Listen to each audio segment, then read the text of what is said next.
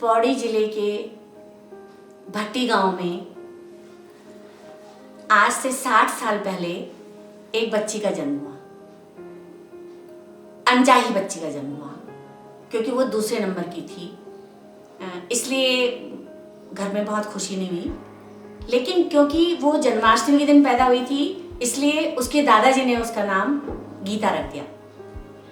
वो छोटी बच्ची अपने दादा दादी के पास गांव में ही रहती थी, भट्टी गांव में, वहीं पढ़ती थी।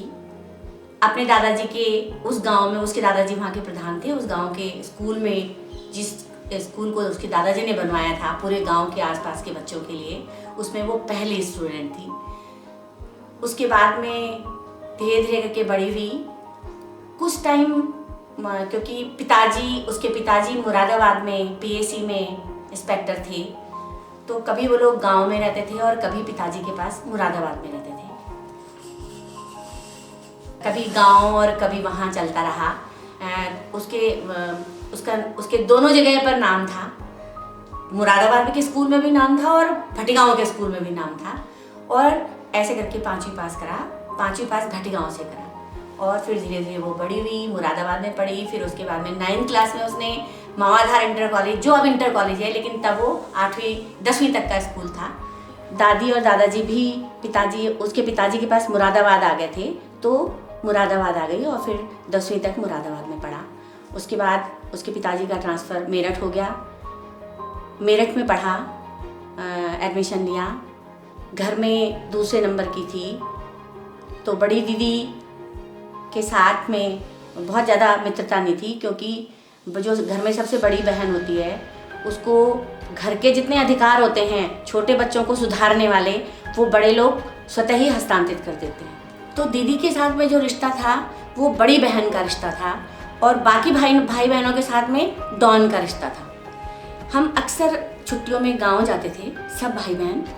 गांव में दीदी बड़ी बहन का रोल निभाती थी और मैं बाकी जितने भी चाचा ताऊओं के बच्चे थे उनके साथ में डॉन का रोल निभाती थी, नेता का रोल निभाती थी कि जितनी भी शैतानियाँ की जा सकती हैं, जितनी भी बदतमीजियाँ की जा सकती हैं, जितने भी उधम काटे जा सकते हैं, उन सब की नेता वही लड़की बनी रहती थी।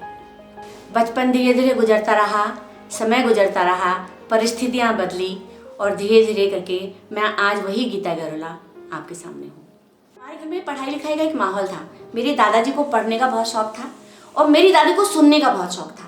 मुझे याद है कि उस समय माया एक मैगजीन आया करती थी, जो हमारे घर में आती थी, दादाजी खरीद के लाते थे पौड़ी से जब वो पेंशन लेने जाते थे।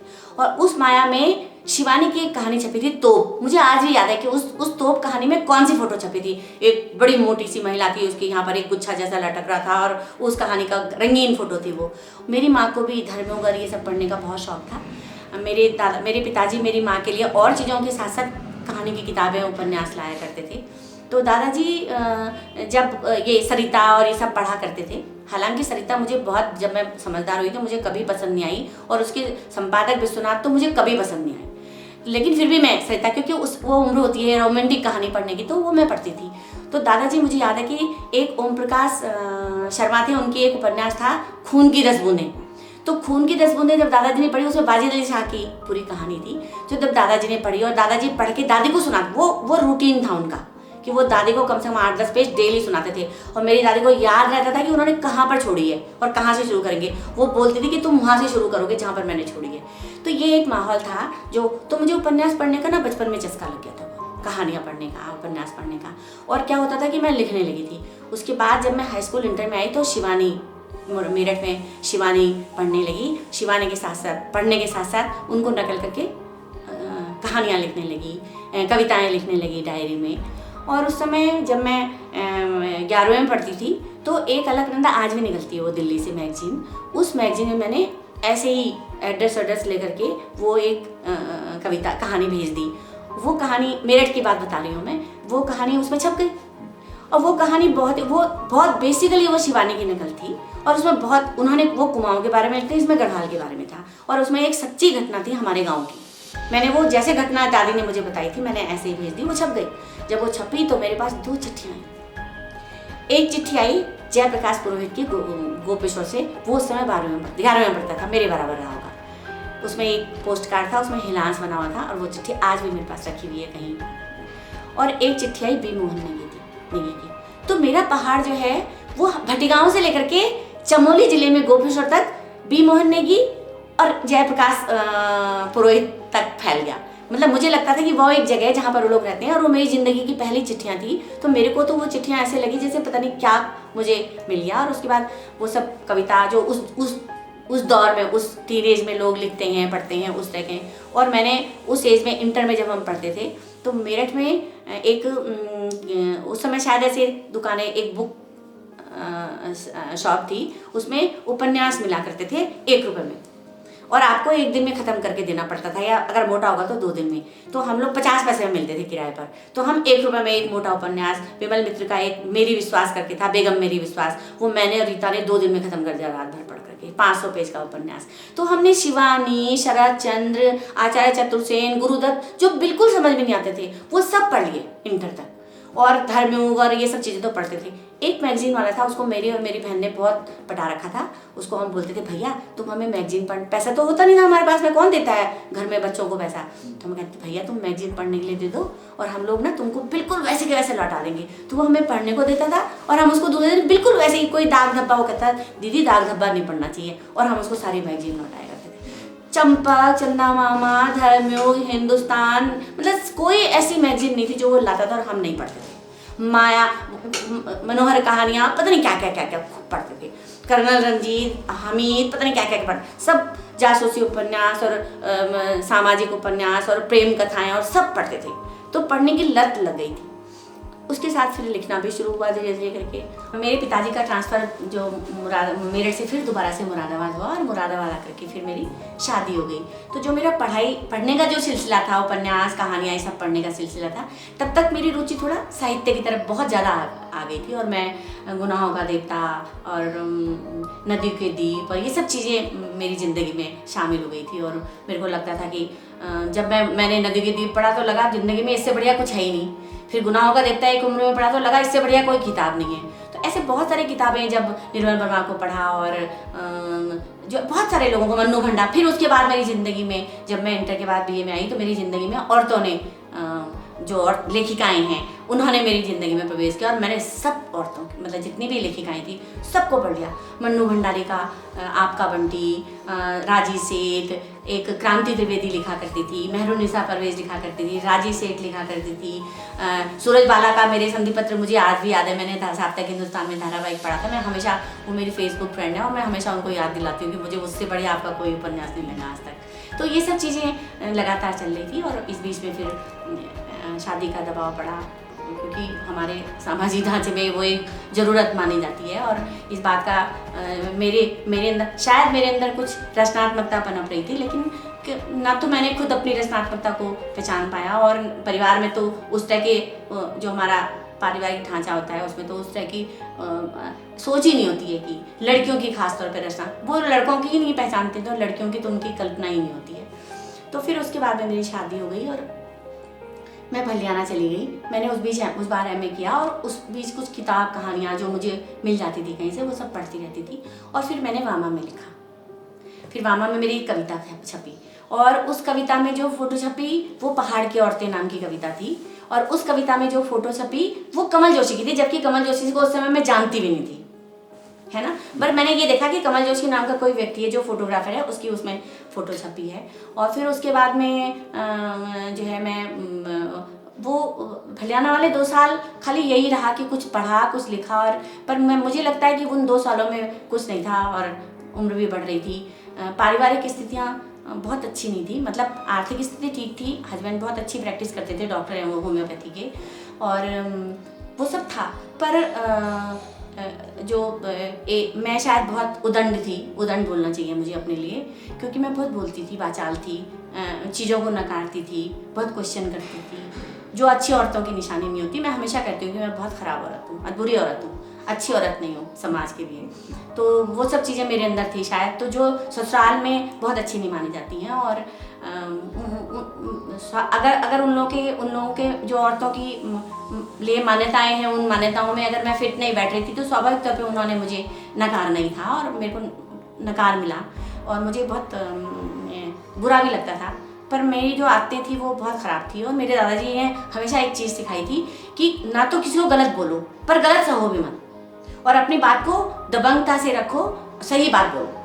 तो मेरे को अगर कोई गलती होती थी परिवार के अंदर भी कहीं पर भी, तो मैं तुरंत हस्तक्षेप करती थी उसमें, जो अच्छा नहीं माना जाता महिलाओं का, खासतौर पे बहुओं का। वो भी अगर 22-23 साल की बहू जो है परिवार के बीच में हस्तक्षेप कर रही है या रिश्तेदारी के बीच में कहीं पर कुछ तड़ाक से मर्दों के बीच में बोल रही है, तो वो अच्छा नहीं माना जाता। तो मैं अच्छी बहू नहीं थी और अच्छी महिला नहीं थी, अच्छी औरत नहीं थी।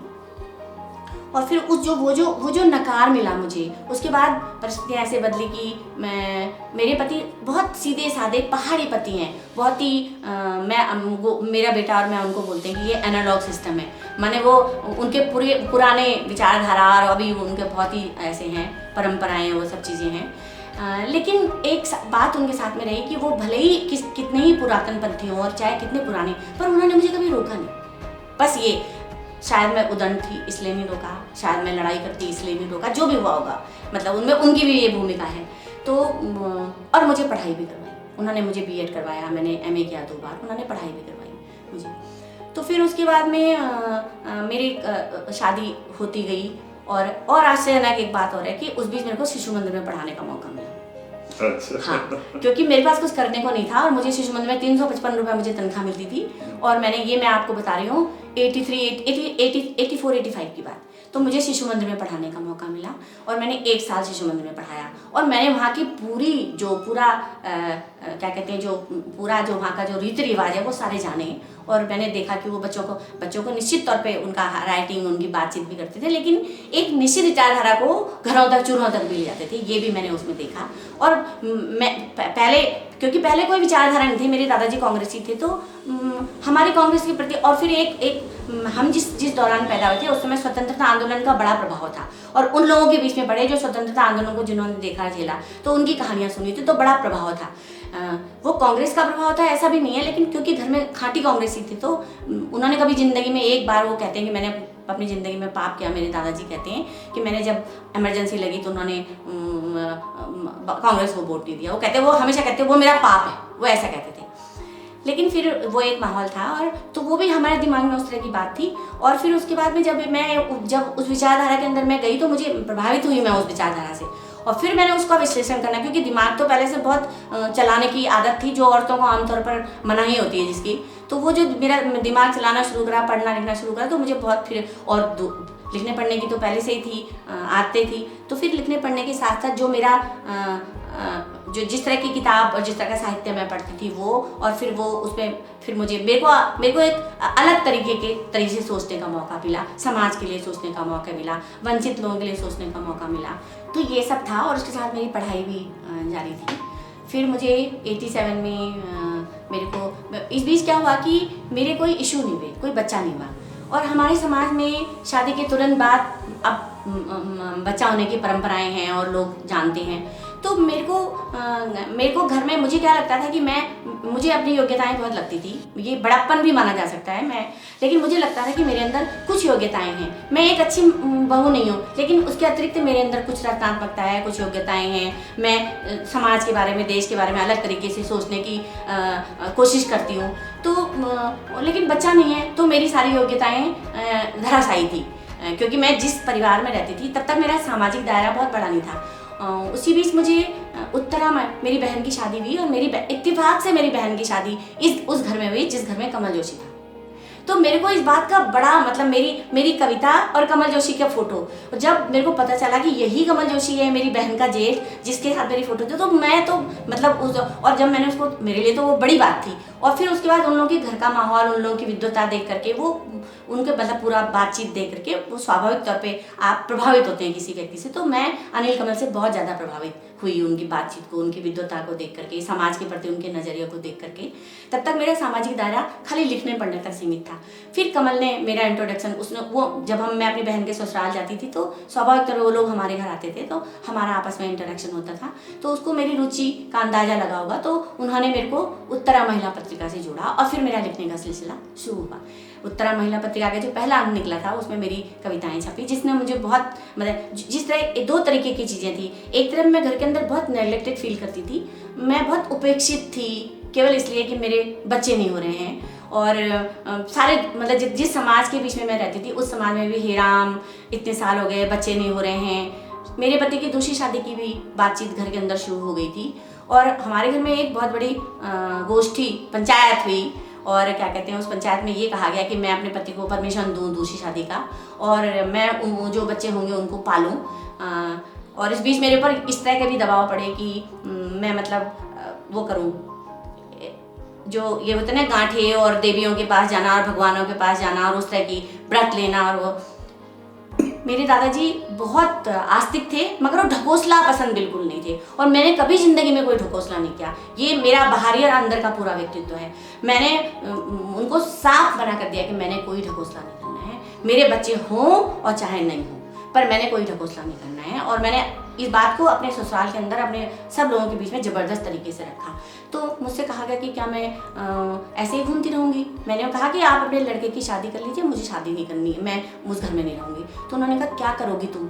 मैंने कहा मैं ना बर्तन बनूँगी, मैं सफाई और बर्तन इतना अच्छा करती हूँ कि सब पूरे घर के लोग मेरी तारीफ करते हैं, तो मैं बर्तन मलूंगी, 10 घरों में सफाई करूंगी, 10 घरों में बर्तन मलूंगी, तभी भी मैं कमा सकती हूँ। मेरे लिए 7-8 हज़ार रुपया बहुत ज़्यादा है, मैं इतना कमा लूंगी। तो मेरी सास जी ने कहा इतना पढ़ने लिखने बाद तो ये करेगी? मैंने कहा माँ जी आप चिंता मत कीजिए, मैं उन्होंने कहा हमने तुझे डोले में बिठा के ला रखा है। मैंने कहा आप डोले का मान तो नहीं रख रहे हो? और मेरी इस बदतमीजी की सज़ा मेरे घर में एक लंबी चौड़ी चिट्ठी लेके दे के भेजी गई, और मेरे दादाजी ने कहा कि हमारी लड़की ने बिल्कुल सही बात करी। तब तक दादाजी जिंदा थे। और फिर उसके बाद में मेरे को बीएड करने का मौका मिला, और फिर उसके बाद में मेरे को अनिल और कमल उन लोगों के साथ में, जब मेरी बहन के वो थे वो लोग, तो तब तक मेरा एक्सपोजर नहीं था, वही था। तो फिर मुझे ट्रैकिंग का मौका मिला, और फिर तो मेरे पंख लग गए। फिर मैं बीएड करने के लिए गोपेश्वर गई। वो जो साल था 87 का बीएड करने वाला साल, वो तो मेरे लिए जैसे जिंदगी में हर किसी को मौका मिलता है, और मुझे भी ना पता नहीं कोई ताकत है, मैं जिसके प्रति निष्ठावान हूँ। मैं किसी भगवान को, किसी ईश्वर को बिल्कुल नहीं मानती हूँ, लेकिन मुझे लगता है कि एक ताकत है जो आपको चलाती है। तो वो उसने मेरे को एक मौका दिया, और मैंने वो मौका लपक लिया, और फिर मैंने बीएड किया। उस बीएड के दौरान मैं तुंगनाथ, रुद्रनाथ और कहाँ किसका बीएड है ना, कहाँ तो ये था कि नौकरी करना मेरे लिए बहुत ज़रूरी है बीएड करना, और कहाँ ये कि मैं बिल्कुल आवारागर्दी में उतर आई। और उसके बाद जो मेरा एक्सपोजर, जो पहाड़, जो पेड़, जो जंगल, जो यहाँ का चिपको आंदोलन की पूरी हिस्ट्री, वो दादाजी भी सुनाते थे, लेकिन मैंने खुद जाके देखा उस गांव में। मैं खुद उन लोगों से मिल के आई जो चिपको के नेता थे। मैं दसौली ग्राम स्वराज मंडल गई, मैं बछेर गई कलावती दीदी से मिलने के लिए, और फिर उसके बाद तो मेरे पंख लग गए। और जब मैं 88 में बीएड करके लौट के आई, तो उसके बाद मेरे को अचानक से मैं उत्तरा महिला पत्रिका के लिए इंटरव्यू लेने के लिए गई थी। भवानी भाई जी जो चिपको आंदोलन के, शराबबंदी आंदोलन के बहुत अच्छे नेता थे, टीवी में रहा करते थे, वो बाद में मेरे मतलब मेरे सामाजिक गुरु हुए बाद में। उनका इंटरव्यू लेने वहाँ पर मुझे अचानक महिला समाख्या का ऑफर दिया बिहारी लाल जी ने। तो बीएड करने के बाद जब मैं लौट करके आई, और मैंने पूरे अपने पहाड़ को, अपने लोगों को, अपने जंगल को, अपने जंगल के पूरे इतिहास को, अपने लोगों के इतिहास को समझने के नज़दीक से देखने का मुझे मौका मिला। तो फिर मेरे को मैं नई गीता ने जन्म लिया। और फिर उसके बाद में मैं जब घर आई, और उस दौरान मैं ज़िंदगी से बहुत हताश थी। शायद मैं कई बार भागीरथी वहाँ पर बहती थी चिन्याली सौड़ के नीचे, मैं कितनी बार भागीरथी के किनारे गई, और मुझे लगा कि मुझे अब नहीं जीना है। पर मुझे ज़िंदगी हमेशा बहुत खूबसूरत लगी है, और मैंने ज़िंदगी को हमेशा बहुत प्यार किया है। तो मुझे लगता था कि नहीं, अभी मेरी ज़िंदगी के कुछ उद्देश्य हैं जो मुझे पूरे करने हैं। उस समय की डायरियों में भी मैंने लिखा है कि मेरी ज़िंदगी व्यर्थ जा रही है। तो ये सब चीज़ें थी। और फिर उसके बाद में जो एक औरत की जो एक फुलफिलमेंट होता है, बच्चे होना, उसका एक संतान होना, उसका एक फुलफिलमेंट होता है, वो मैं नहीं कर पा रही थी। तो मुझे लग रहा, और मुझे कभी अधूरापन नहीं लगा। अगर बच्चे नहीं थे तो मुझे कभी अधूरापन नहीं लगा। मुझे बहुत आश्चर्य होता था कि मैं सब तरीके मददगार हूँ, मदद करती हूँ सबकी, सब तरीके से हूँ, लेकिन उसके बावजूद मुझे औरत होने के कारण इस मारे नकारा जाता है क्योंकि मैं बच्चे नहीं हैं मेरे, और मुझे बांझ की वो दी जा रही है समाज के अंदर। तो वो मुझे मेरे लिए बड़ा त्रासदायक था, लेकिन मैंने उसको एक चैलेंज की तरह लिया। मुझे लगा कि ठीक है, अगर बच्चे नहीं हैं तो नहीं हैं, मैंने आडंबर नहीं करने हैं, मैंने ढकोसले नहीं करने हैं। मैंने ज़रूर मेडिकल ट्रीटमेंट करवाया था उस बीच में, लेकिन उससे कुछ फ़र्क नहीं पड़ा, तो मैंने छोड़ दिया। और फिर उसके बाद में मैंने मेरी ज़िंदगी में बीएड वाला मौका आया, और क्योंकि मैं ज़िंदगी से हताश थी तो मेरे को ज़िंदगी में एक नए तरीके से खिलने का मौका आया, और मैंने उसको लपक लिया मौके को। फिर उसके बाद में मेरे को 89 में जब मैं भवानी भाई जी का इंटरव्यू लेने गई तो मुझे महिला समाख्या का ऑफ़र मिला, और फिर तो मुझे पंख लग गए। महिला समाख्या प्रोग्राम जो औरतों को उनके व्यक्तित्व को बनाने के लिए, जिसने पूरे भारत में ज़बरदस्त भूमिका निभाई है, उसने मुझे आज की गीता बनाया, जो मैं आपके सामने हूँ अभी, जो मैं बात कर रही हूँ। गीता दी से मेरी पहली मुलाकात बहुत सरप्राइजिंग तरीके से हुई थी। मुझे याद है वो सितंबर 2017 का कोई पहला हफ्ता रहा होगा। अचानक मेरे मैसेंजर पर एक आवाज़ आई और मैंने उठाकर देखा तो उसमें कमल दा यानी कमल जोशी जी के अकाउंट से एक मैसेज था। ये एकदम शॉकिंग था मेरे लिए, क्योंकि उसी साल 3 जुलाई को कमल दा हमारे बीच नहीं रहे थे। तो मैं बहुत शॉक हुई वो देख कर के, और मैंने तुरंत वापस मैसेज किया कि डियर सर और मैडम। मुझे याद है मैंने ये लिखा था कि उनका अकाउंट कौन हैंडल कर रहा है। तो उधर से तुरंत एक जवाब आया, गीता गरोड़ा। ये मेरे लिए दूसरा बड़ा सरप्राइज़ था, क्योंकि गीता दी को मैं जानती नहीं थी, लेकिन उनके मल्लियों की डार की चर्चा मैं सुन चुकी थी। तो मुझे बहुत अच्छा लगा, क्योंकि ये नाम मैं सुन चुकी थी। तो मैंने उन्हें तुरंत मैसेज किया कि आपने ये बहुत अच्छा काम किया है, क्योंकि जैसे सभी जानते हैं कि कमल दा रोज़ एक बहुत अच्छी कैप्शन के साथ अपनी खींची हुई कोई बेहतरीन फ़ोटो फेसबुक पर डाला किया करते थे। तो इस तरह हमारी बातचीत शुरू हुई, और फिर इतनी बातें हुई कि उसके बाद धीरे धीरे उसी साल जब दिसंबर 2017 में राजकोट रोड पर जो देहरादून लिट फेस्ट हुआ करता है, उसमें उन्होंने मुझे बुलाया। तब तक हम मिले नहीं थे, सिर्फ फ़ोन पर बात हो रही थी। तो मेरा भी जाने का मन तो था, लेकिन ये लिट फेस्ट मेरे लिए बहुत अलग चीज़ें थी, एकदम नई। कह सकते हैं कि साहित्य की दुनिया का जो अबूझ संसार है, वो मेरे लिए बिल्कुल नया था। तो मैंने उनसे एक बहुत मूर्खतापूर्ण सवाल किया था कि दी, मैं आ तो जाऊंगी, लेकिन मैं रहूंगी कहाँ? तो उन्होंने मुझे कहा कि तुम मेरे साथ रहोगी मेरे रूम में। इतनी सहजता से उन्होंने ये बात कही थी, और मुझे याद है मैं जब वहाँ पहुँची, उन्होंने इतने प्यार से मुझे गले लगा लिया कि क्या बोलूँ, वो फीलिंग मेरे लिए बहुत अलग थी। उसके बाद उन्होंने सबसे हाथ पकड़ कर मुझे मिलवाया और कहा कि ये मेरी दोस्त है। उसके बाद वहाँ पर काफ़ी सारे बड़े बड़े साहित्यकार थे, और उनसे मेरा मिलना हुआ। 3 दिन मैं उनके साथ उनके रूम में रही, और वो जो एक्सपीरियंस था, वो 3 दिन मेरे लिए मेरी ज़िंदगी के टर्निंग पॉइंट थे। तो फिर ये सब करने का मौका मिला। हमने 25 साल महिला समाख्या में काम करने का मौका मिला, और फिर उसके बाद में औरतों के अलग अलग संगठन बने, वो अपने तरीके से अपने आज भी जहाँ पर हैं वहाँ पर काम करती हैं। लेकिन जो औरतों की भागीदारी है, उत्तराखंड के अंदर 50% भागीदारी पंचायतों में बढ़ा दी।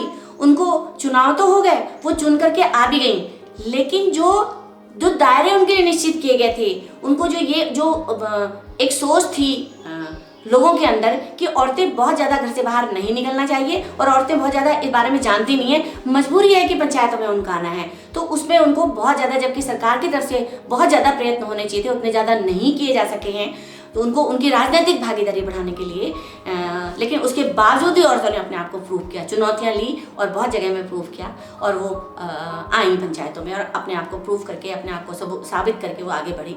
एक बात ये है जिसकी गिनती बहुत कम की गई, ये भी मेरा बहुत स्पष्ट मानना है, उत्तराखंड के अंदर क्या पूरे देश में ही। और दूसरी बात ये है कि उत्तराखंड आंदोलन हुआ तो उत्तराखंड आंदोलन में बहुत ज़बरदस्त भागीदारी औरतों की रही और औरतों को, जबकि इंटीरियर की औरतों को ये तक पता नहीं था कि हमारे ज़िले कितने हैं, उनको समझाना, उनको पूरे आंदोलन से जोड़ना, वो सब भी एक पार्ट रहा और उसके बाद में उत्तराखंड बना। 18 साल बीत गए, लेकिन जो उत्तराखंड के अंदर राजनीतिक भागीदारी बहुत बढ़ गई है। अगर आज हम किसी भी पार्टी का जुलूस निकालते हैं तो हजारों औरतें आपको सड़क पर दिखेंगी। आज भी हम कोई धार्मिक कृत्य करते हैं, कोई बाबा जी आ जाते हैं, कहीं पर कोई प्रवचन होता है तो हजारों औरतें चली जाएंगी। और भी कोई गांव के अंदर कोई इस तरह के मजमे होते हैं, मेले ठेले होते हैं, हजारों औरतें चली जाएंगी। लेकिन क्या औरतों की स्थितियों में उत्तराखंड बनने के बाद क्या पूरे भारत के राष्ट्रीय स्तर पर भी और उत्तराखंड के राज्य के स्तर पर भी कोई परिवर्तन आया है? मुझे 2 बातें इसमें बहुत महत्वपूर्ण लगती हैं।